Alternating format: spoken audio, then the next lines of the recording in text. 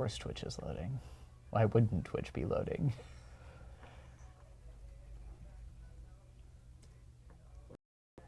Hi guys, welcome to the Comic Town box opening for Aether Revolt. We're going to be cracking into this box of Aether Revolt here in just a couple seconds. We did want to give you a rundown of a few of the things that are happening here around the store here in the next few weeks, which are going to cover F&M, which are Win-A-Boxes, the Comic Town Championship Series Winter Classic, and Winter Regionals from Star City Games. Griff is going to talk to you about Friday Night Magic. So, if you guys have been with us for our past few F&Ms during Win-A-Box month, we've had Team Metagame Gurus in. They'll be in again this Friday. Which is going to be awesome. Which will be awesome as always. We get a great turnout when those guys are in. In addition to that, just our normal F&M with 7 p.m. draft, 7:30 standard, 8 p.m. modern, and draft and standard this next month will be Win-A-Box. And what does Win-A-Box mean? Win-A-Box is basically first place takes home a box of Aether Revolt. That seems fine. That also seems kind of terrible for anybody who doesn't get first place. Well, I mean, we're spreading 3 boxes across the top 8 players of each of the 2 events. Oh, okay. Yeah, that's great. So, I mean, even if you don't end up winning the box in first place, you're still going to get some amount of packs if you finish 2nd through 8th, and that's regardless of attendance, right? Correct. So as long as you show up, top 8 are getting those prizes. For the competitive side of things, we do have the Comic Town Championship Series, formerly the Classic Series, debuting its 2017 schedule with the Winter Modern Classic on the 28th. That is going to be a modern event with $2,000 in cash prizes being paid out to the top 16 and the top 8, earning invites to the end of year Comic Town Championship. We're also going to be having Winter Regionals from Star City, which is also a modern format. That's occurring the first Saturday of February, where we're giving away $5,000 in cash prizes. So you can warm up and tune your deck at the Championship Series Classic, and then gunsling for $5,000 in prizes at the Winter Regionals. But that out of the way, let's head to this lovely box that we have here of Aether Revolt. We've also got these lovely inventions displayed. Those of you who don't know, inventions are a special class of Magic cards where you get approximately 1 to 2 per case. We know this count was a little higher this time. Yeah, just a little bit. We've got these so far that we're going to have on sale starting tomorrow with the release of this set. We might open one more in this box. So let's go ahead and get this underway and crack into our first pack of this box of Aether Revolt. I mean, it might give us a hint of what's to come. And yes, the puns have already started, boys and girls. The puns will be coming. Be prepared. Yeah, so normally I would be having this so you guys could see it on the overhead display, but I'm just going to go ahead and set these out here in front. We're going to spend most of the time talking about the rare in the pack. If there is a foil, we'll talk about that as well. But zooming on down, our rare in this pack is a lovely one here. This is Release the Gremlins. So Release the Gremlins is a double X red spell that allows you to destroy X target artifacts and put X/2/2 gremlins into play. This card was a powerhouse over the weekend at the pre-release event. For those of you who didn't get a chance to go out to pre-releases, artifacts are all over this set, which you would expect from the Kaladesh block, but it's a lot higher. Yes. This is probably one of the best cards that you want to open in limited, just for the sheer number of artifacts that are in these two sets. It's a limited bomb. Like in this pack alone, there are 4 artifacts in here, and beside those 4 artifacts, there's 1 card in here that creates artifacts as well. So being able to destroy artifacts is a huge boon in this set. That being said, constructed-wise, this card isn't going to see too much constructed play. We really don't know, but we'll see. We'll see what happens with the first standard open. Our first rare out of this pack is Release the Gremlins. Let's head on to our second pack. Griff, why don't you go ahead and open that? I'll clear this out of the way.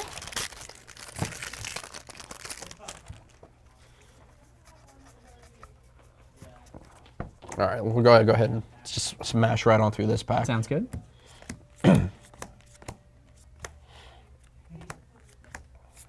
And our rare is going to whir around with the Whir of Invention. Now this has one of the new mechanics of the set on it, which is Improvise.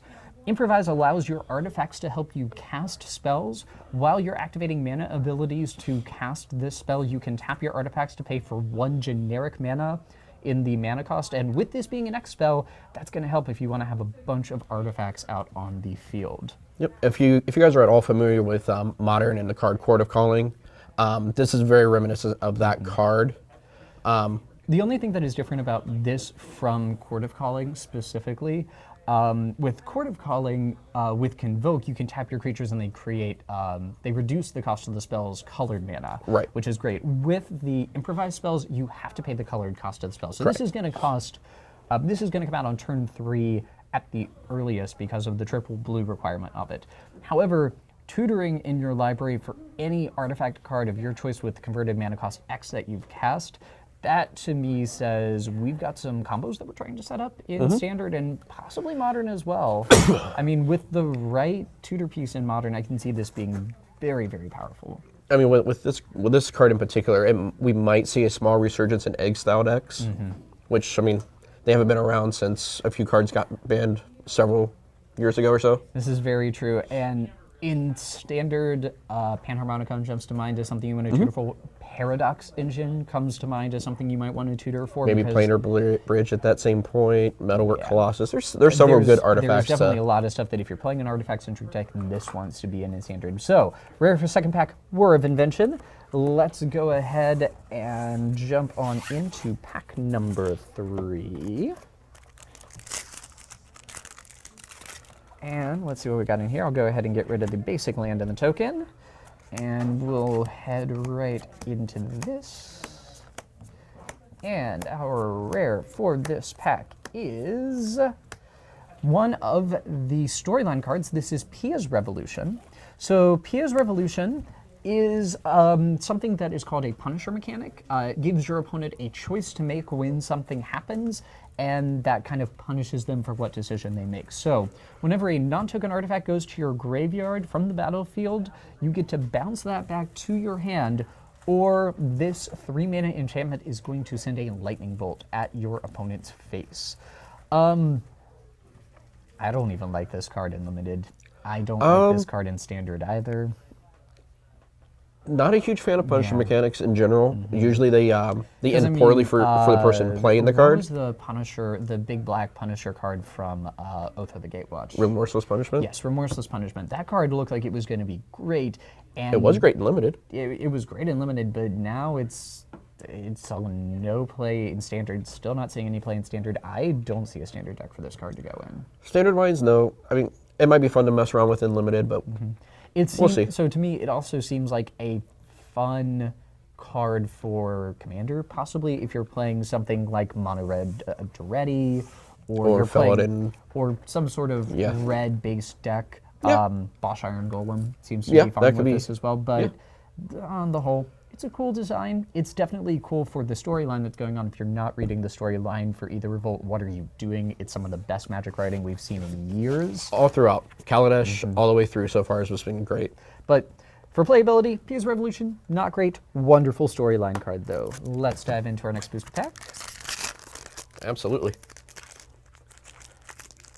Oh, cool. Maybe, sort of. Sorry, guys. I opened like 8 boxes the other day. I'm just done. All right, so let's see what we got here in this pack. Spreading these out. Another Emerald Gear Smasher to start this pack off with. And our rare is part of the Expertise cycle. So why don't you go ahead and talk about Rick Shar's Expertise for a little bit. Well, Rick Shar's I do apologize. Words are hard. Yeah, words are a little hard. This Expertise in particular, it's a 6-mana sorcery. Allows you to draw cards equal to the highest power among creatures that you control. And then you get to the added bonus of all the Expertises, you get to cast something for free. Last time I checked, casting spells for free, really good. Yeah, generally the Expertises have been getting a lot of buzz.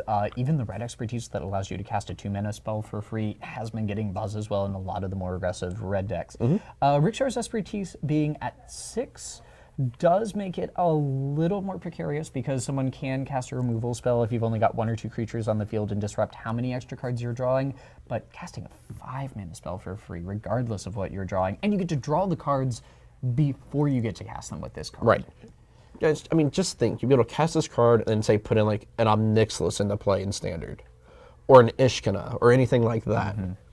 Yeah, I especially Ishkana is a good thing to bring up with the green-black Delirium decks. They have just a dearth of creatures they can have on the battlefield. You're drawing at least something with this card, and you might even get another awesome free spell along with it. Yeah, absolutely. All right, so that is Rick Shar's Expertise. Let's dive on into our next pack. So here we go, cracking into, oh gosh. We've opened a lot of packs now the past I'm few days, struggling guys. with packs. It's- Oh, this is great. I guess I should make sure to be a little more technical with my opens going forward. Technical is not what we do, sir.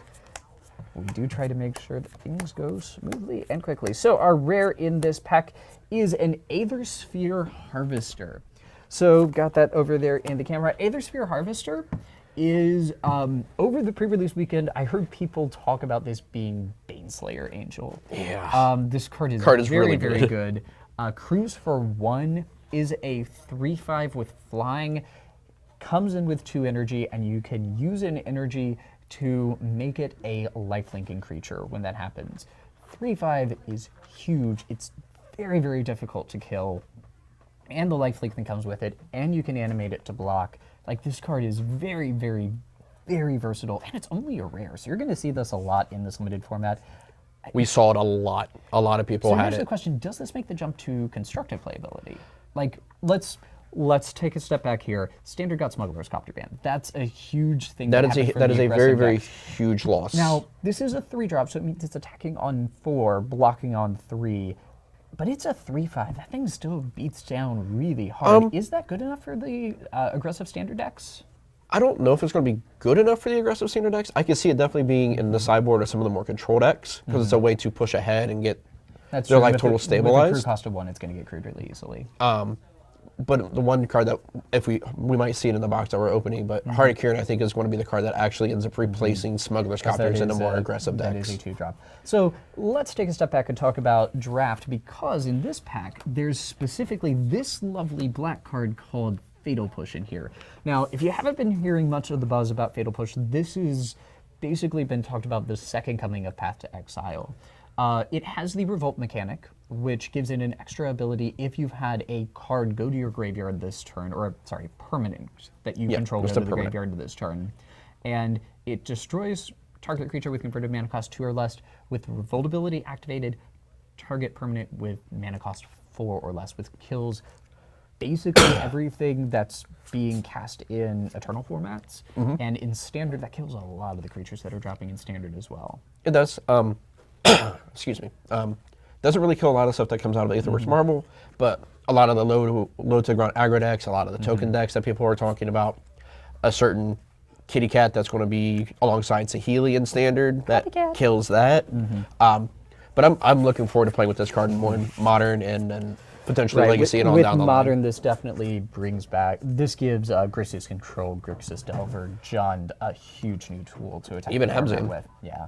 Yeah. So I did want to bring that up because that isn't uncommon. We're probably going to see a couple of these across the different packs, but that is Fatal Push and Aether Sphere Harvester. Let's dive into our next pack of this lovely set. Hey, I didn't struggle with that one. Yeah, it's good job. Good job. And what do we have as the rare in this guy? Rare is, Well, hey, it's this guy another is Aether Sphere Harvester. It is another Aether Sphere Harvester. I think we talked about this guy quite a bit in the last pack, so a little awkward we had him back to back. But again, Aether Sphere Harvester, wonderful flyer, wonderful beater, wonderful. First pick draft. 100% in Absolutely. this pack, this is a first pick. I'm looking at this pack and I don't see anything that even gets close to the Aether Sphere Harvester. No. Pima's here is very interesting, making things unblockable, getting energy, but nah, it's the Harvester. Harvester's great in this pack. Absolutely. Wish we had more time to talk about some other cards in that pack, but that card is clear and away the best card in the pack. So another Aether Sphere Harvester for our rare there. In this pack, have an eel to start off the pack with the Shipwreck Moray. Sir, it's a fish, not an eel. It's an eel. Sir, it is creature Eel. type fish. Unagi. I counter. Ooh, speaking of lovely rares, we have the card that we just talked about. This is the Heart of Kieran. Now, flying, vigilance, 4/4, 2-drop, crew of 3. Crew of 3, but has the added bonus of being able to tick down a loyalty on a planeswalker to crew this thing. And we've got Boliana as a 3-drop. So this is a let's just 3-drop. run through the gambit of a few planeswalkers that have seen a lot of play in Standard. Some of them not so much, but you have Liliana the Last Hope, who has seen a lot of play in the green-black Delirium decks. You've had Gideon, Allies, and Nakar. We have Nissa Voice of Zendikar, which we haven't seen play in a very, very long time. But green and white tokens seems just fine. I mean, we do have an open Saturday. Yeah. I can guarantee at some point you're going to run into somebody who goes Thraben Inspector, into Hardy Kieran, into Nissa Voice of Zendikar, and you're not going to know what to do. It seems like a very difficult board to get through. Now, I have wrapped my brain around trying to how we're going to combat that, but there's other things that are a little more important. All I can say is with Hardy Kieran, you might want to push it real good. We do have a foil in this pack, by the way. Guys, I apologize. No. That was not necessary. Right. We do have a foil in this pack. We do. I don't think it's that much of a fight as to which is better, the Heart of Kieran or the foil, because this is Prize Fighter Construct. This is a 6/2 for 5. I don't need to talk about that card. That's a 6/2 for 5. But there is another card in this pack that we actually need to talk about. I would like to talk about that card, but I think we've spent enough time on this pack. I Yep. think we will see another copy of the card that we saw in this pack. For those of you who don't know, we'll be coming back talking about Felidar Guardian here in just a little bit. But for right now, let's keep moving on because we got a lot of cards to get through and a lot of packs to open. In this pack, it might shock you to know that there are more cards in here. Really? You didn't think I was going to get a shock at some point? I was going to make a shock joke? I was prepared for it. You were prepared before we started this opening. All right, so we have Lifecrafter's Bestiary as the rare, and I'm going to pull this out of cam for a second because I haven't read this card yet. I don't think I've actually read that card either. So let's read this together. It's a 3-drop. Okay. It's just a straight-up artifact. Getting your upkeep, scry 1. Pretty good. Seems fine. Seems like a very generic Thas at this point. When you cast a creature spell, you may pay green. If you do, draw a card. I think I know what deck this goes in. I think that card's pretty good. I think this card goes in Paradox Engine. Oh God, yes. Yes. So Paradox Engine, yes, it's Paradox Engine. Yeah, Paradox Engine is a 5-drop artifact that untaps all of your permanents when you cast a spell. Is this all your permanents or all your creatures? Sorry, I'm guessing you have the. Anyway, it untaps at least your creatures. It may untap non-land permanents as well. Regardless, with that in play, with some Cryptolith Right. Oh, I don't know, Panharmonicon as well. You can start creating some amount of infinite combos and being able to draw a bunch of cards. Card is all non-land permanents. All non-land permanents. I was right on that. So non-land permanents being able to be untapped with Cryptolith Right in play. You're going to start paying a bunch of extra mana. You're going to start drawing a bunch of extra cards. I've seen some people testing with the Paradox Engine Cryptolith Right deck. It combos off, draws its entire decks, and then proceeds to beat the opponent down. So this card is interesting. It is an engine piece, so it's not going to be full 4 of across the board, but it's definitely very, very interesting. Yep. Definitely look forward to see what this card can do, and maybe in Standard. Commander, I think this card can do a lot too. But Commander, I think that card's a blast. But with that being said, our card there was Lifecrafter's Bestiary. Let's dive into our next pack. All right, we're going to charge right on through. Ha, see, I can do it too. It's a chaser, dear. Daggone it! Sorry, I'm just not good at this, guys. All right, and our rare is... All right, what does this card do? That's Consulate Crackdown, sir. When it is basically a giant quarantine field for all of the artifacts your opponents control on the battlefield for 5. Okay. So, again, we've been talking a lot about artifacts and how artifacts are going to be a bigger thing come the next Standard sideboard. Possibly. Sideboard, that seems fine, because Oblivion Ring effects are typically very difficult to interact with, just because enchantments are hard to interact with. I mean, I'm looking at playing a white-based control deck for the Open on Saturday. And speaking of white-based control decks, this enchantment also seems like it makes the jump. Thopter Arrest, being able to get creatures or vehicles, I believe is what it gets. Yeah. Yeah, creatures or vehicles, just getting creatures out of the way that are troublesome. Oblivion Ring effects have always been very, very strong. The one drawback for the Thopter Arrest is that we do still have Stasis there in the format. Correct. But once that goes, even though it's not going for quite a while, could see some play. Yeah. But Consulate Crackdown, maybe. Like, yeah. We were already looking at playing a couple of quarantine fields, and that might be just a straight one-and-one. If the artifact deck split gets strong enough, I can definitely see that being played over quarantine field. That being said, our rare in that pack was Consulate Crackdown. Let's jump to our next booster pack. All right, so I did see a foil already down there, but Cheater. Hey, I always peek just to make sure that I lay out everything correctly because that means we're going to have one less common in here. So our rare is another one of the expertise cycle. This is Shram's expertise. I was really low on this card when it initially got spoiled. The more the people have talked about it, the more I see this as being very strong in just a white-based control deck, white-based artifact deck. 3 Thopters plus a free 3-drop. So we've already mentioned that there is a token deck that's running around.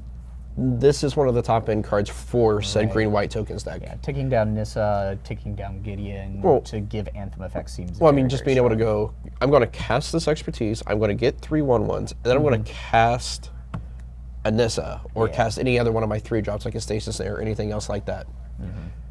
Again, expertises are going to be good. I don't know if all of them will see play across standard, This but I one would seems like not it's be gonna see it surprised. play at least a little bit. So our foil in here is an uncommon. It is Reckless Racer, not super stellar, but whenever it gets tapped, you can invert loot, which is what red is prone to doing. Limited card seems fine. It's a 3-mana 2/3 first striker, guys.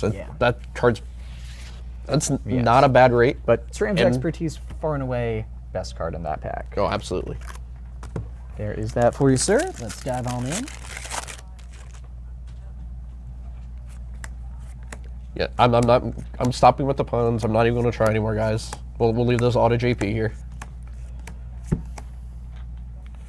And our rare, oh, we got a mythic rare this time. We do have another mythic. So this is Lightning Runner.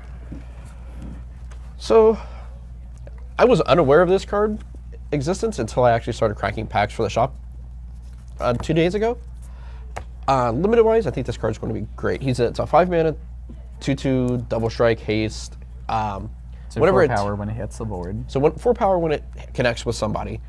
The bonus effect is that whenever it attacks, you get 2 energy. The other effect, which I think would push it over the edge in different commander decks, is pay 8 energy, untap all your stuff, get another combat phase. And there are a lot of decks in Commander specifically that deal with extra combat phases. Saskia the Unyielding Yeah, so I comes mean, to mind. Yeah, and I mean, those decks, they do have a critical mass of extra turns, but another creature that gives more extra turns seems just fine. Yes, outside of cards like Hellkite Charger as like really the only creature that does that for them. Right.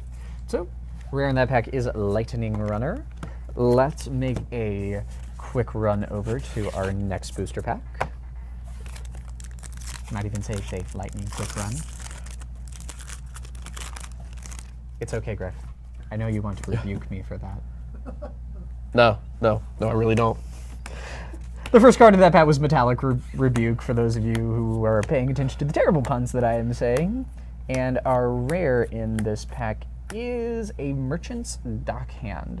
So this is another one of those enablers for the deep artifact decks. You can pay 4, one of which being blue, tap it and tap X artifacts. You get to scry X, choose one of those cards in the top cards of your deck, put it in your hand, rest go to the bottom of your library. It is also a 1-drop 1/2, which is pretty aggressively casted.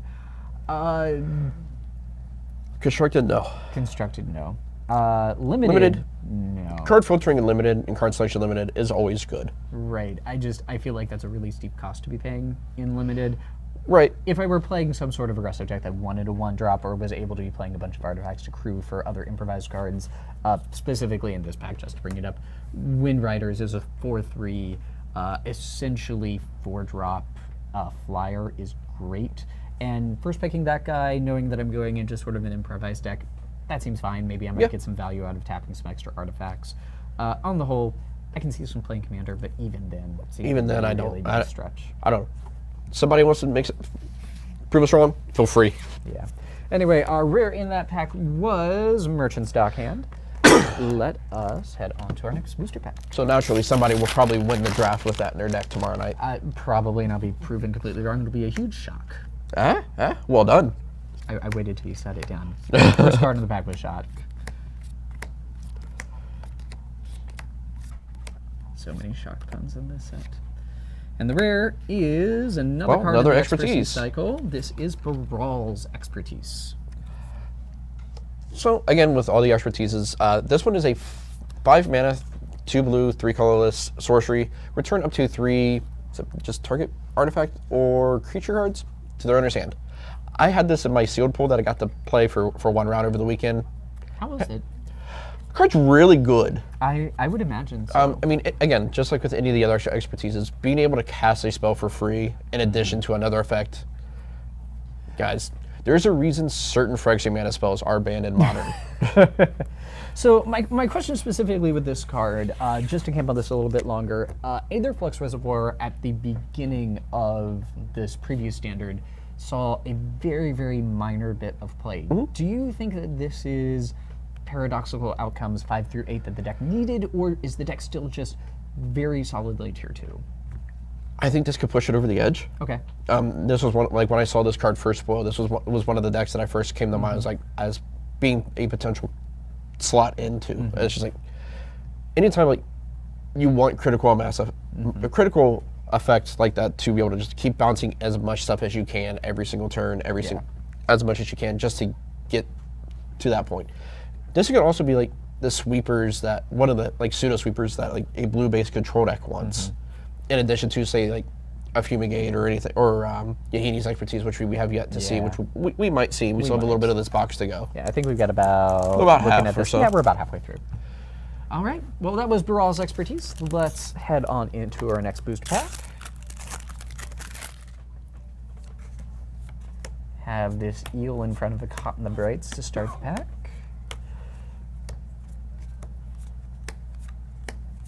And our rare in this pack is a card that I haven't 100% read yet. I believe this is another one we have to read. As a heads up, this is Indomitable Creativity. There's a wall of text here that we're going to kind of work through step by step, because between the two of us, we've opened a bunch of boxes of this set. We've had very little time to look at the spoiler or look at the cards in this or set. even see anything from over the weekend, really. Destroy X artifacts or creatures. Oh, discard. For each permanent destroyed this way, control their... Oh, it's polymorph. It's mass polymorph. You're a fan of polymorph cards. I'm a fan of, okay, so for those who don't know, I played mass polymorph when that was legal in Standard because I used my Jace the Mind Sculptors as removal instead of just playing Callblade. Choices, children. Choices. When it worked, it was fun. Oh, it was a blast, and I can definitely see this being a fun casual card. This card actually doesn't seem to me like polymorph. It seems more like Warp World. A little more... In that vein, yeah. Yeah, I mean, like being able to choose how many of those permanents that you're getting rid of. Yeah, let's drop it in camera. But being able to craft your deck in a way that you can say, I know I'm only going to hit these X number of cards is... So, Commander, for instance. Right, Commander's a very good way to do that. You could do that in Constructed, too. Playing Polymorph was a really... Like, anytime Polymorph is in format, you can make a deck that can either get there installed on tokens or polymorph into something huge. With Emrakul leaving, it's a little unfortunate, but you do still have things. You still have Kozilek, you have Ulamog. You still have big things that you can polymorph into or Warp World into. This card seems like it's very, very fun, very, very casual. Anytime a card like this comes out, I'm always afraid that there is some crazy combination of cards that you can put together to make this card good. Someone break this. Break this. JP would love you forever. It might be week 1, it might be week 3. Someone break this card. Anyway, that was Indomitable Creativity. Griff is already diving into the next pack. He's wrangling it, as it were. And our rare is Rishkar. So let's talk about Rishkar. Why don't you take this one? Oh, me? I'm taking this one? So Rishkar basically gives you a decent amount of acceleration if you've dropped creatures on turns 1 and 2. It is a 2/2 for 3 on the ground end of things, but when it comes into play, you get to put a +1/+1 counter on up to 2 target creatures. Rishkar can target itself. It can target another creature, and any creatures that... Is it any counters, or is it +1/+1 counters only? I think it's each creature you control with a counter on it. So it doesn't care what kind of counters you have. As long as it is a counter, you can tap those creatures to generate green mana. I find it very, very interesting that it says any type of counter, because for me, that indicates anytime that something says any type of counter, for me it indicates forward design space from Wizards of the Coast, that they know there's going to be other tokens on permanence in the future, and that you're going to be able to use those cards to ramp along with Rishkar. I feel like they've seeded some sort of powerful constructed deck, maybe not in this set, but in a future set. But even on top of that, or Nissa into Rishkar seems pretty good. Really, really powerful. Yeah. Again, mana acceleration is always key. There's not a whole lot of actual spells that go fetch numbers of lands, so we had to try to get our mana ramp as and in constructed, in any ways that we can. Playing well with Nissa, playing well with Gideon to an extent, making a bunch of creatures, playing well with Verdurous Gearhulk, throwing a bunch of counters out. So it seems like there is a shell for it already, but with the additional statement of just counters, I feel like they're planning something huge for this card, either in Amonkhet or the set after. I can see that. Like it's a very interesting design space. The way the way they worded it. Yeah. All right, and you had a foil in that pack, right? Oh, I did. And it was. Where was it? Oh, it was just a basic planes. It is a beautiful basic planes. Sorry, guys. Some of the best land art that they've had in a few sets. I swear, one of these times we will open a masterpiece or an expedition on camera. It will happen. Yeah, but we had foil planes. Like, what's better than foil planes? Masterpiece? The correct answer, sir, is Foil Island. Foil Mountain? Island. All right, let's head into this next booster pack that we have here. And our rare in this pack is SRAM. So, SRAM, you played Vehicles last format, correct? Or for at least some part of the format. I did. This guy seems to be the revival of the Vehicles deck. Because one of the biggest problems that the Vehicles deck had was the fact that it just ran out of cards at some point. I don't think so. Yeah. I see this more as an Enchantress style card. Okay, that is very fair. So it could slot into, say, like Boggles and Modern. It can slot into the various Enchantress versions that are in Legacy. So do you not think that just a 2/2 for 2 with the upside of being able to draw cards when you drop Vehicles is enough? If Smuggler's Copter was not banned, I can see what you're, because you'll have, if we still had Copter, we would see decks with both Copter and Hardy Kieran. And having 8 ways to trigger this guy is a lot better. Only having a couple ways or 4 ways is not so good. I feel you just have to jam pack so many vehicles and then really make his effect worthwhile. All right. I just don't know if, again, somebody proved me wrong on this card. I'm always a fan of anything aggressive in nature. I feel like red white vehicles needed something in order to bump it. And the fact that this triggers on equipments and vehicles, I feel like that's enough to push this guy over the bed. Anyway, that was a SRAM Senior Edificer. Griff is already diving into the next booster pack.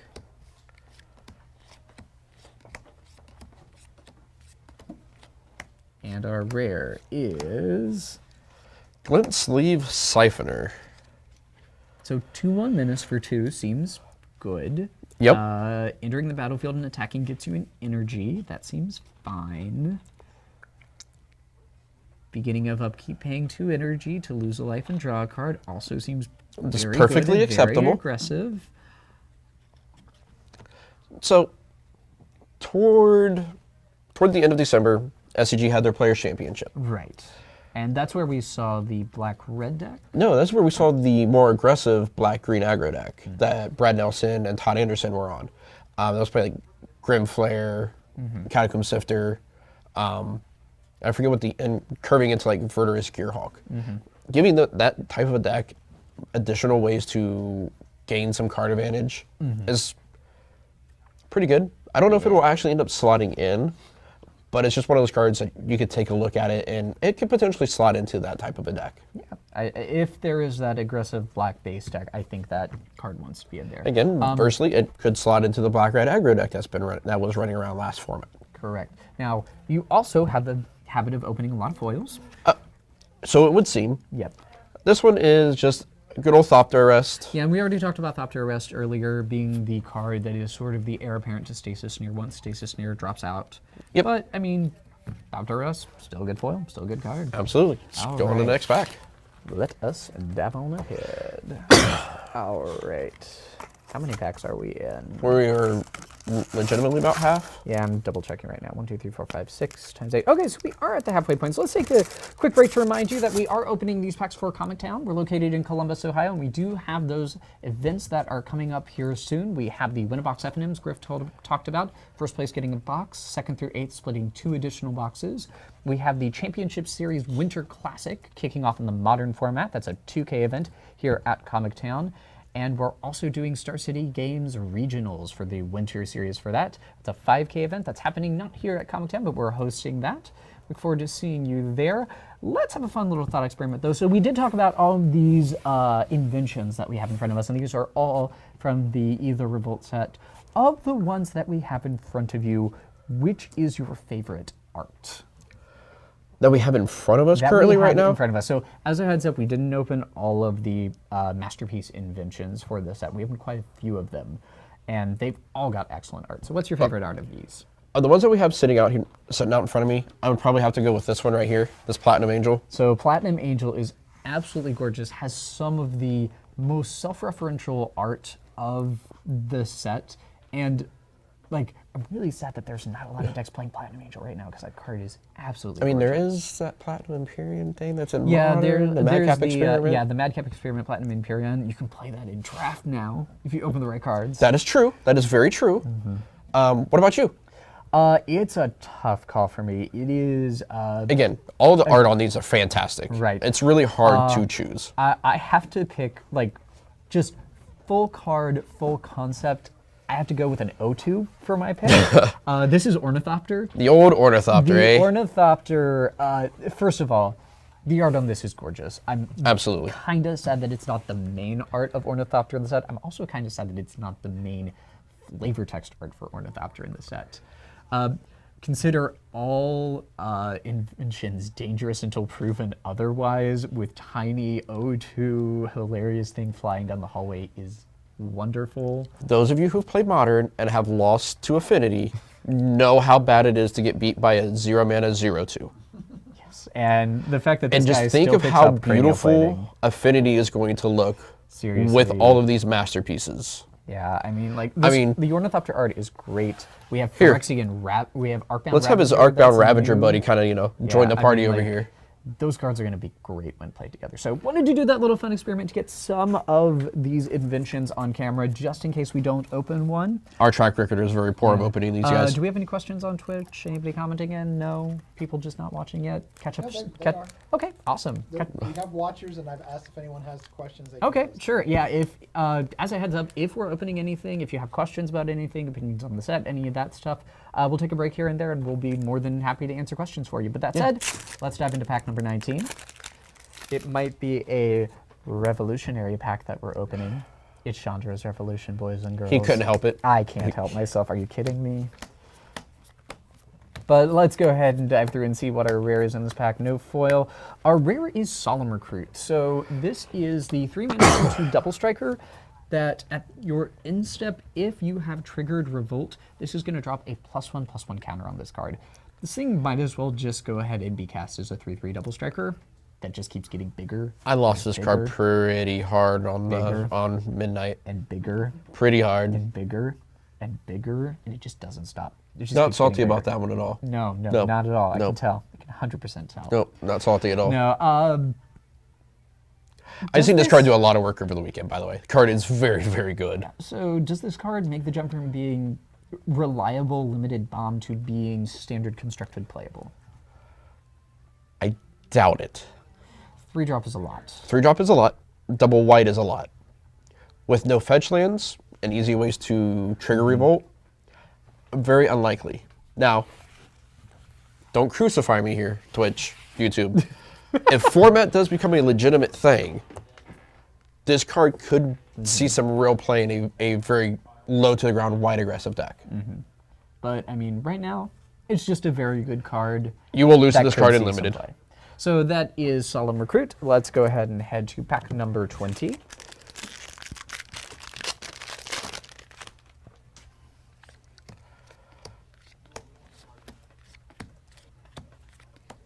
And our rare is going to be a Call for Unity.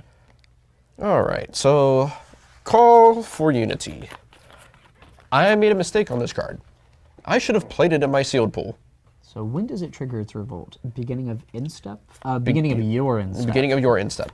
So my pre-release deck had the Koksha module, where I could just sit there and just keep bouncing things and keep this thing triggering infinitely. I messed up real bad. Because this triggers every single instep you have where this, which your instep, obviously. Right. So I had... Even with it being a 5-drop, even only triggering on your turn, it's strong enough to play as an Anthem effect? I believe so. Especially if you have some of the cards to go along with it, ways to keep bouncing your guys, because it's just not dies, it's just leaves play. Sure. There's different blink effects, like aerial maneuvers, I believe is also in this draft format. So I was able to set up board states where with the Koksha module where I was bouncing one of the uncommons is the Harpooner guy that kills like tap creature if Revolt was triggered. It took a little while, but I swung the board highly in my favor because of like just Revolt interactions. If I had this card, I would be able to turn it even faster.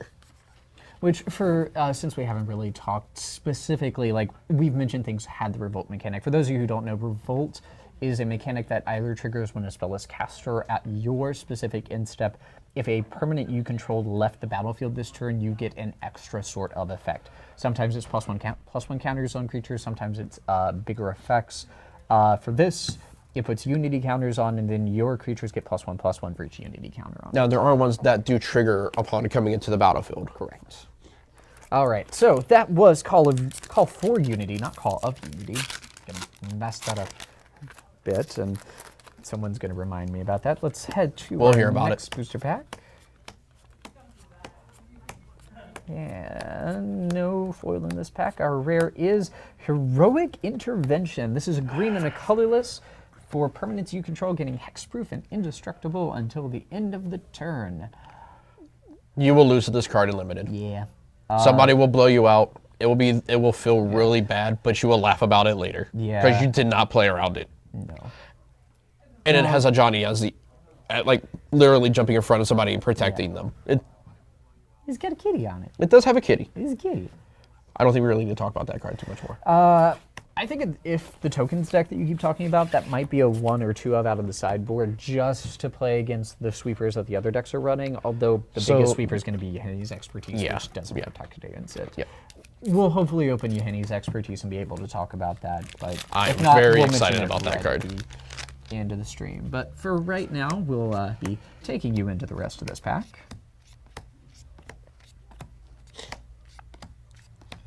And no foil, but our rare is an Aether Geode Miner. Aether Geode. So I didn't get the chance to really see this card in action at all this weekend.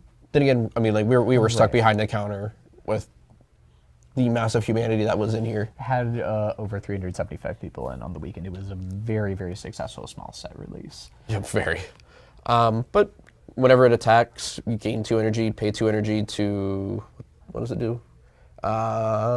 It blinks it. So when it attacks, it gets 2 energy. You can pay 2 energy to blink it. So, I mean, there have been effects like this before.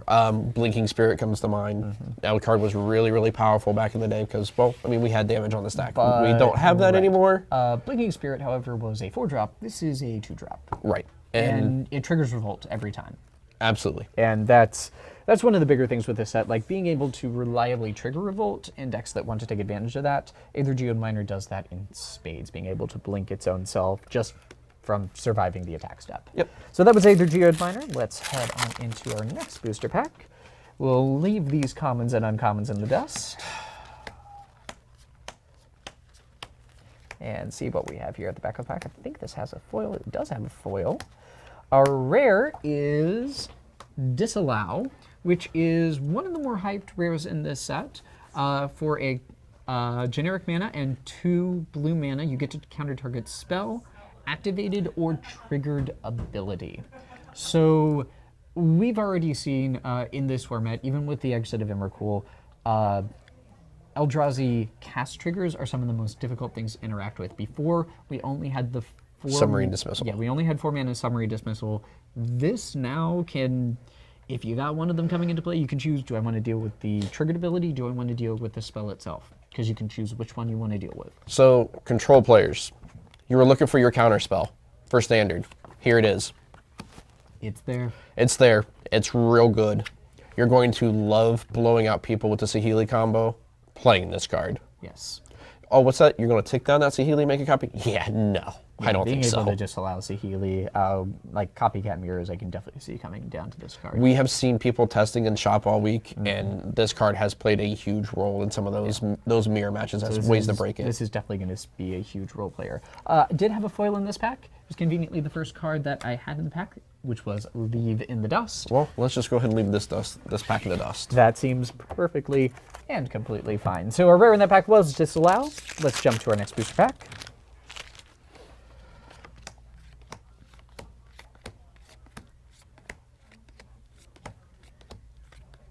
And our rare is Baral, Chief of Compliance. He would like for you to counter some spells. Yes, he would. Just like we talked about with the expertises, they allow you to play spells for free. This gives you a mana reduction. Mana reduction effects are usually fairly good. Limited wise, this card will be fun, be good. Constructed wise, we will see. Now, I don't know if somebody has messed around with the control deck with this card. If somebody has, I have not seen any lists show up anywhere. As a defensive 2-drop, I even think the spell reduction on him just isn't strong enough to see play in a lot of the blue-white based, blue-black based control decks that are out there. I agree. Although, I mean, like, he could be very interesting to see with the Metallurgic Summonings deck that's already out there. He could be in addition to that. I am willing to be wrong on this card. All right, so that was Baral, Chief of Compliance, who, even though not listed as a storyline card, he's definitely prominent figure. Very prominent figure in the storyline of Kaladesh. So we'll strike on through this pack, getting rid of these commons and uncommons. And our rare is someone who we haven't seen a lot yet, correct? Correct. So this is legendary creature Kari Zev, Skyship Raider. We're bringing pirates back. We have pirates back, and look at that. She comes with her own little buddy. She comes with a 2/1 hasted monkey. So she's a first strike menacing 1/3 for 2, who when she attacks brings in a 2/1 monkey alongside her. So these pirates, it's on camera. We actually opened up one of these, surprisingly. So we actually already got Ragavan on camera. So when I first saw this card spoiled, before I got to the power and toughness, I was like, okay, 2 mana, first strike, menace. I'm in. Yeah. Does the 1/3 take you off of it? Yes. I kind of figured. It doesn't kill anything. Even though the 1/3 represents 3 power? Nope. Okay. Not strong enough. That's the verdict on this card. In limited, you'll love playing this card because menace Now, and is limited it whenever formats. this card attacks, or whenever it's whenever it attacks? Whenever I was it gonna say, attacks. whenever it becomes tapped, crew up with this, and you got a Yes. raiding spider monkey jumping all over things. All right, next booster pack. All right, so we'll head on through here. 5, 6, 7, 9. We have a foil in this pack. And our rare is Walking Ballista. So this is another double X spell. This double X spell is sort of similar to Hangerback Walker. You get X +1/+1 counters on this creature. You can pay for it to put more +1/+1 counters on, and you can remove those +1/+1 counters to simply ping target creature or player. So this card is like 2 cards smashed into one, honestly. It's Hangerback Walker and Triskelion kind of wrapped up into one creature. If there is that tokens deck out there, this card kind of slots into that because it's also another way to get them to trigger Avacyn the Flip. Being able to, even in the token mirror match, being able to ping, ping, ping, ping Yes. right across their board seems just fine. Even Absolutely though it's fine. a bit of a mana sink. Yeah. And limited, the card is phenomenal. It did a lot of work this weekend. All right, do you have a foil in this pack? It is Servo Schematic. It creates a 1/1 when it comes into play and when it leaves play. I love the art on this card so much. Yeah, that card in general seems like it's really good for the improvised decks that you want to draft in limited. Outside of that, not seeing too much out of this card. So that was Servo Schematic and Walking Ballista. Let's head on to the next booster pack. How many packs we got left out in our GP? Yo tengo 9.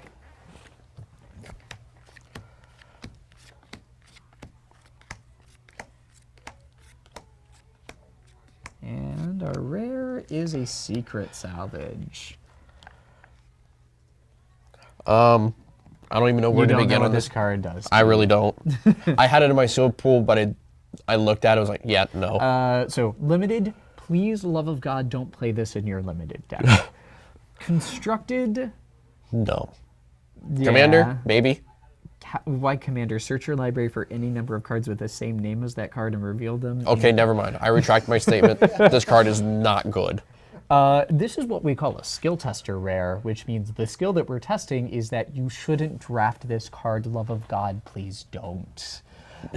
This is definitely something that casual constructed, I can definitely see this being fun in casual constructed, but... Mainstream? No. No. No. If somebody breaks it, sure, good on you. Yeah, that's a very disappointing rare. But hey, I mean, every set has its skill testing rares. You just... Every set has what we call bad rares, too. Hey. Be nice. Anyway, we'll swoop on into this pack and see what cards we have. That one was well done.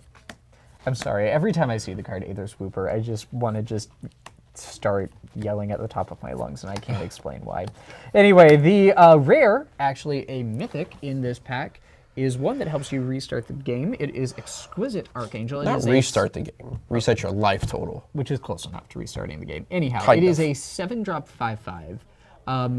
If you would lose the game, instead you exile this angel, and instead your life total goes back to your starting life total. So... Limited, it's a 7-mana 5/5 flyer. That kind of basically says you win the game. Kind of. Constructed? Nope. You don't think Nope. it's not strong enough? Nope. Okay. We did have, I think it's a fun design. I think Commander is the... It is a very, very fun design. Commander is the format that really wants this card because it wants you to set your life total to something very high, and being able to have to force someone to do that twice is just so backbreaking. Yep. Our foil in here is just a very, very cool, very basic limited card. This is Druid of the Cowl. It's a 1 and a green, 1/3 that taps to create mana. You need these in These are our mana dorks, guys. We get 2 mana guys. No more Land of War Elves, no more Elvish Mystics, no more Arbor Elves. This is the world we live in. Unfortunate, but hey, it's a cool design. Definitely role player in limited, possibly role player in constructed. We shall see. Anyway, we will tactfully duck into this pack.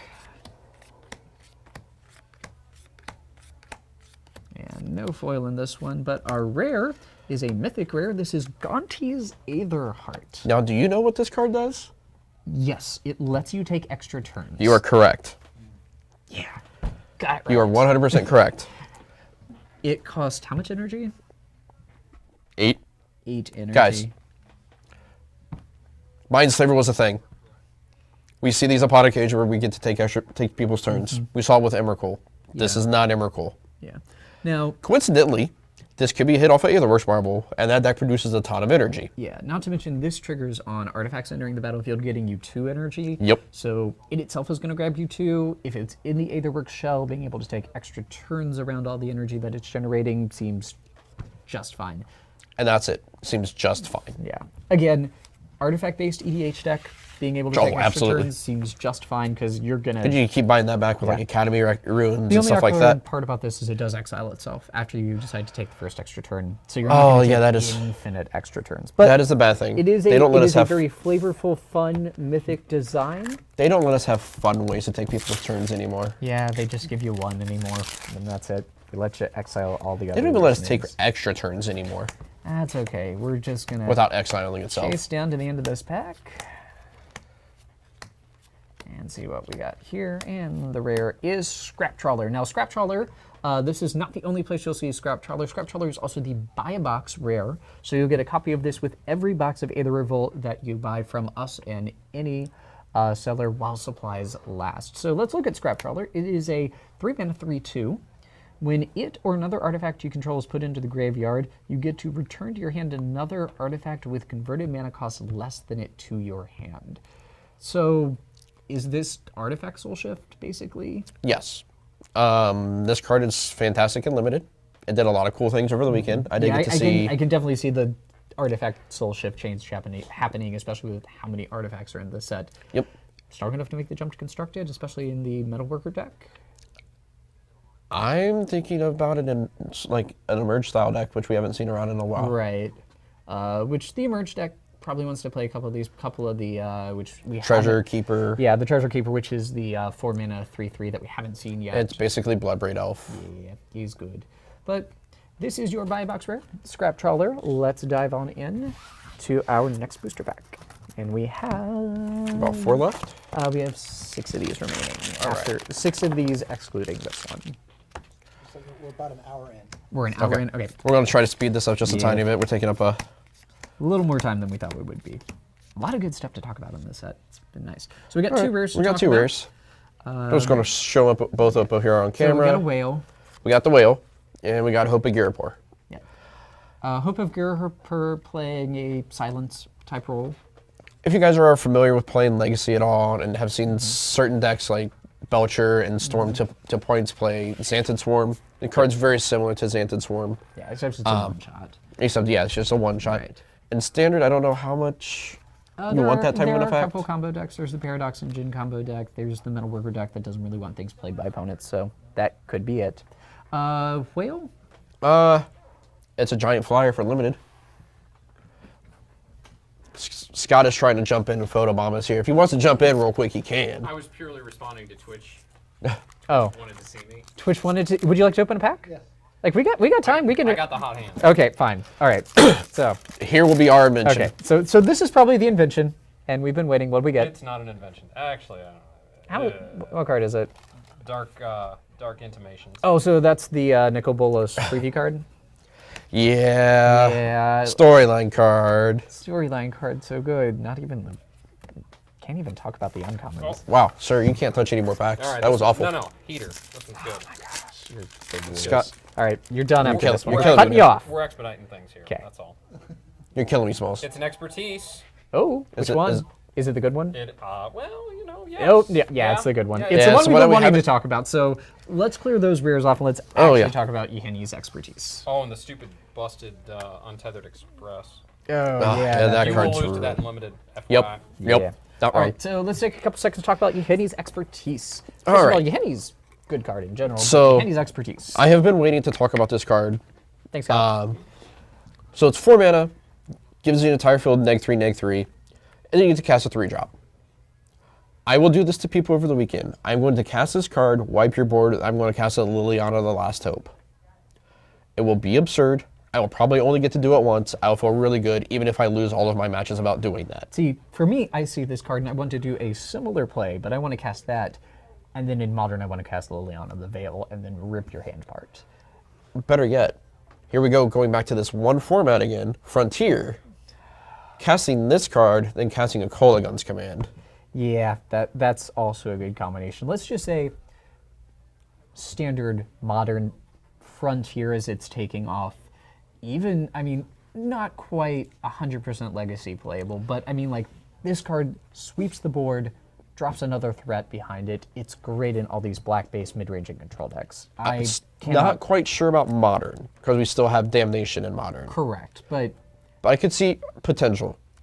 free spells are always good. Free and spells are good. I'm going to at least play around with it in Abzan, but we'll see where this lands. All right, so that was Yeheni's expertise. We got 4 packs left to go. Counting down. I'm basically just going to pull out the uncommons and the rare at this point. So this is the one land in this set. This is Spire of Industry. It's doing its best Glimmer Void impression, tapping for mana of any color as long as you control an artifact, but it is going to ping you. We can't have Glimmer Void anymore. We can't have nice Too things, good. boys and girls. We do have the other card that's part of an infinite combo that's coming out with this set. with Yeah. it and Wandering Fumarole. but that's not as strong as the Felidar Sovereign combo. Which You will possibly see them in the same deck, though. correct, because you can play both of them in the same deck because they're the same color. So Yep. that was Spire of Industry. Heading into this pack, we have 3 packs remaining. Well, I guess we'll just do the same thing as JP. Same go thing, move we'll right go on down to the straight uncommons. uncommons. Nothing interesting there. Our rare Is Greenwheel Liberator. So Greenwheel Liberator is really big. It hits really hard very quickly. Yep. At times it will be a 2-mana 4/3, and it will. You see this come down on 2 or on 3 as a 2-mana 4/3. You're not going to have a good day. Yeah, but that's about where it ends. And it is a 4/3, so it does die to removal pretty easily. We have 2 packs left, guys. And I'm taking the next to last one.